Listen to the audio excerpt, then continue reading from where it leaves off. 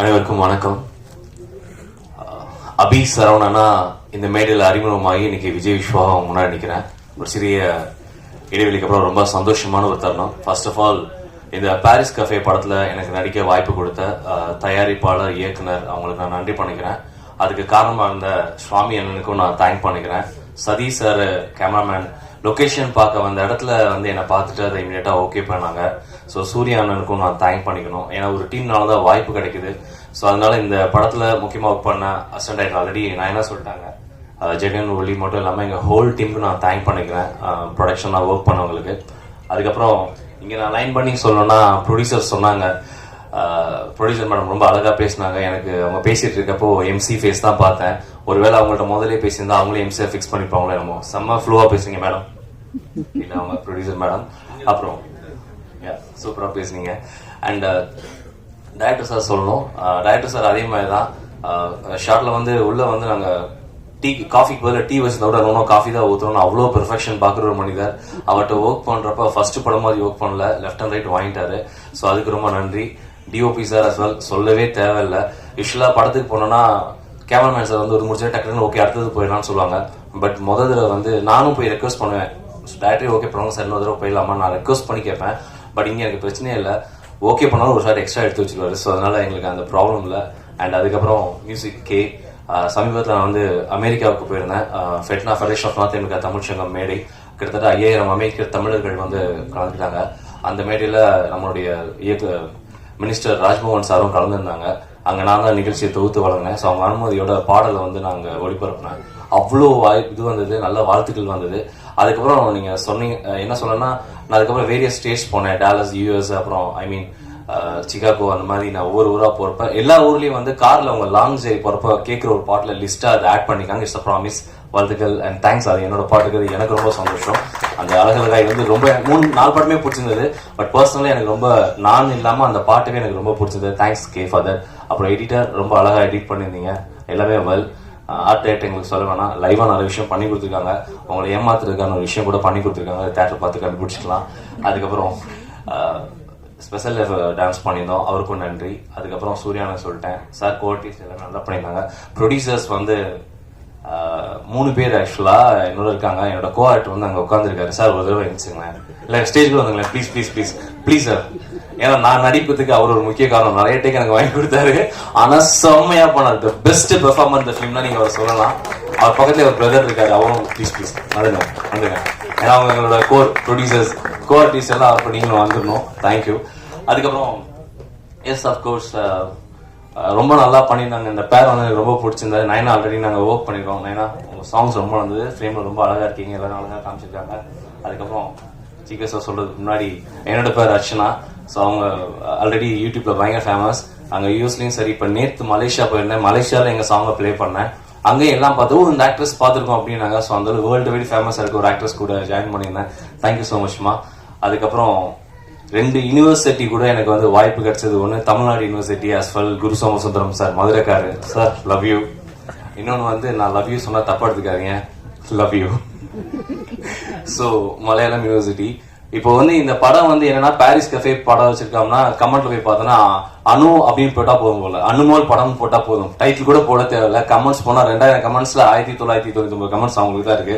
அவ்வளோ ஃபேன்ஸ் சம்பாதிச்சு வச்சிருக்கீங்க. Love you so much once again.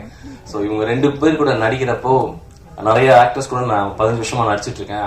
Actors கூட இருந்தால் கூட நிறைய கத்துட்டு வந்தா கூட இவங்க 2 பேர் கூட நிறைய விஷயம் கத்துக்க முடியுது. ஆக்டிங்னா என்னன்னா இவர்கிட்ட கிளாஸ் போய் கத்துக்காம ஓசியில கத்துக்க வாய்ப்பு கொடுத்த அனைவருக்கும் நன்றி சொல்லிக்கிறேன். அதுக்கப்புறம் எல்லாரையும் சொல்லி முடிச்சேன்னு நினைக்கிறேன். எஸ் அப்கோர்ஸ் ரியாஸ் எழில் இன்னொரு ஹீரோ எங்க படத்துல வேந்த stage. Thanks Ezhil. All support. அவர் எழில் பண்ண சப்போர்ட் வந்து அவரோட தம்பி, டேரக்டரோட தம்பி, பட் ஆல் சப்போர்ட் பண்ணி கொடுத்தாரு. Okay, come to the point.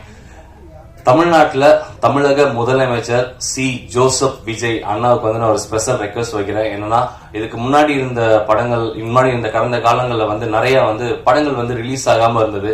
நிறைய படங்கள் ரிலீஸ் வெயிட் இருக்கு.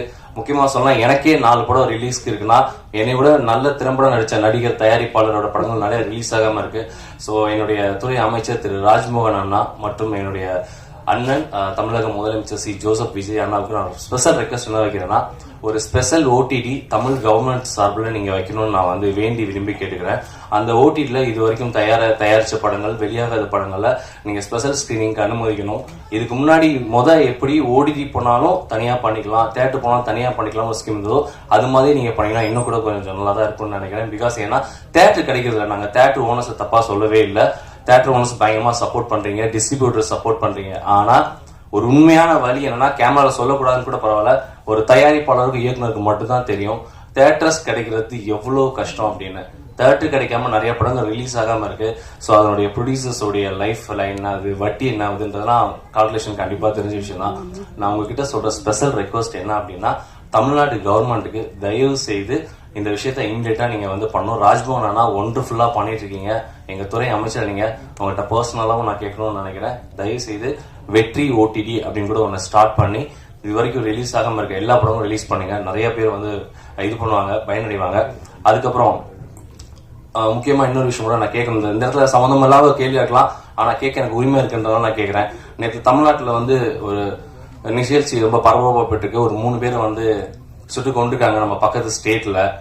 சில போலி போராளிகள் வந்து ஆனா ஊனா வந்து போர்லாம் கொடுத்துருப்பாங்க. எங்க இருக்காங்கன்னே தெரியல. அவங்க ஒரு வாய்ஸ் கூட கொடுக்கல. என்னோட முதல் படம் வந்து மிஸ்டர் பா ரஞ்சித் சார் வந்து எனக்கு முதல் படத்தோட டைரக்டர். அந்த பேசி முடிச்சிடறேன். இல்ல பேசி முடிச்சிருக்கேன். இல்ல பொலிட்டிக்கல் பேசல சார், நான் ஜென்ரலா பேசுறேன். பா ரஞ்சித் அண்ணா வந்து என்னோட முதல் படத்தோட இயக்குனர். எனக்கு முத வாய்ப்பு கொடுத்த முதல் இயக்குனர் பா ரஞ்சித் அண்ணா. அவரோட வந்து நான் வந்து எப்பயுமே வாழ்க்கை கூட கடமைப்பட்டிருக்கேன். ஆனா மற்ற விஷயத்துக்குலாம் தொடர்ந்து குரல் கொடுத்துட்டு இருக்காரு. அன்னைக்கு வந்து ஒரு ஸ்டேஜ் ஒரு வீடியோ பாக்குறேன். எங்க ராஜ்மோகன் சார் வந்து தலித்தினே எங்களுக்கு தெரியாது அப்படின்ற மாதிரி ஸ்பேஸ் கொடுத்தாங்க. ஓகே, நல்லதுதான், குரல் கொடுக்கறது நல்லதுதான். நேற்று தமிழர்கள் 3 பேர் போட்டிருக்காங்க. இப்ப கூட செக் பண்ணேன், அதுல காணோம், ட்விட்டர்ல காணோம், யாரையுமே காணோம். போலி போராளிகள் பாஸ்வேர்டு மறந்துட்டாங்களான்னு தெரியாது. நான் என்ன சொல்ல வரேன்னா, நீங்க எல்லாத்துக்கும் குரல் கொடுங்கன்னு சொல்றேன். எல்லாத்துக்கும் குரல் கொடுங்க. இந்த ஸ்டேஜ்ல ஏன் அதை நான் பேசணும்னு நினைக்கிறேன்னா, நம்ம எல்லாம் வந்து ஜாதியை கடந்து வந்துட்டோன்ற விஷயத்துல ஜாதியில இன்னும் லாக் ஆகிக்காதுன்ற விஷயத்த நான் சொல்ல வரேன். ஏன்னா நான் இப்போ சமீபத்துல நான் எக்ஸ்பீரியன்ஸ் பண்ணேன். நான் வந்து அமெரிக்காவுக்கு போயிருந்தேன். அமெரிக்காவுக்கு போயிருக்கப்போ ஒருத்தவங்க வீட்டை, என் அக்கா வீட்டுல தங்கினேன். என் ஃப்ரெண்டோட அக்கா. அவங்க வந்து ஒரு நீங்க சொல்ற மாதிரி அந்த ஒரு என்ன சொல்லுவாங்க, ஷெட்யூல் காஸ்ட்னு சொல்லுவாங்களே, அந்த ஒரு இதுல இருந்து வந்தவங்க. ஆனா ஹையஸ்ட் எஜுகேஷன் எங்க அக்காவை கட்டி இந்த மாமா வந்து அவர் வந்து அந்த சொல்லக்கூடிய அந்த இன்னொரு ராமநாத் சேர்ந்த ஒரு முக்குள் ஜாதி அவங்க. ஆனா ஏன் இதை நான் சொல்ல வரேன் அப்படின்னா, அவங்க அவ்வளோ அழகா ஒரு வாழ்க்கை வாழ்ந்து 2 குழந்தைகளை டாக்டர் படிக்க வச்சிருக்காங்க. அவங்களோட வீடோட மதிப்பு மட்டும் 20 கோடி ரூபாய் அமெரிக்காவில். அங்க யாருமே எதுவுமே பாக்குறது இல்லை. தமிழ்நாட்டை தாண்டி இந்தியாவை தாண்டி எங்கேயுமே ஜாதி மதம் பாக்குறதே கிடையாது. உலகத்துல எல்லாரும் சந்தோஷமா வாழ்ந்துட்டு இருக்காங்க. இந்தியன் ஒரே ஒரு ஐடென்டிட்டி மட்டும் தான் வச்சு வாழ்ந்துட்டு இருக்காங்க. அதனால இங்க சொல்ல வர கருத்து என்ன அப்படின்னா, தயவு செய்து உலக அளவில் நம்ம வந்து எப்படி வர்த்தகம்ல பெருசா இருக்கோமோ, டெக்னாலஜில பெருசா இருக்கோமோ, அதே மாதிரி இந்த ஒரு சின்ன ஜாதின்ற ஒரு அமைப்புல நம்ம சிக்கிக்காம இருந்தா நம்ம அதை தாண்டி மேல நம்ம இந்தியாவோட மதிப்பு இன்னும் நிறைய இடத்துக்கு போகுன்ற நம்புது. ஏன்னா இப்போ ரியாஸ் சார் கூட சொன்னார், இங்க பொலிட்டிக்கல் பேசாதுன்னு.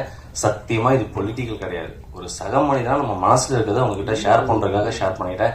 அண்ட் இதுக்கப்புறம் நான் சொல்ல வேண்டிய ஒரு விஷயம்னா, இந்த மாதிரி ஒரு படத்துக்கு நீங்க சப்போர்ட் பண்ணீங்கன்னா, எங்க ப்ரொடியூசர்ஸ் மாதிரி இன்னும் நிறைய பேர் நிறைய படங்கள், நல்ல படங்கள் எடுப்பாங்க. இந்த சொசைட்டிக்கு தேவையான கருத்தை தேர்ந்தெடுத்து அதை படமா தயாரிச்சு ரிலீஸ் பண்ணி கொடுத்ததுக்காக ரொம்ப ரொம்ப நன்றி சார். ரொம்ப நன்றி. பாரிஸ் கஃபேல வாய்ப்பு வச்சிருக்கோம். நான் சொன்னதை பொறுமையா கேட்டதுக்கு ரொம்ப ரொம்ப நன்றிங்க. Thank you sir.